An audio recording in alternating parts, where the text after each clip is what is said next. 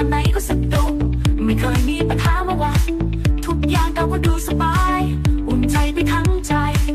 สุขลักษณะประจำอยู่ไม่เคยมีอะไรขัดขวางไปเรารวมใจดูแลความสะอาดให้โรงเรียนนี้พร้อมสุขลักษณะจากใจเราทุกคนเพื่อทุกคนสบายดีพร้อมตั้งหลักมั่นคงไว้ในใจไม่เคยมีอะไรพลาด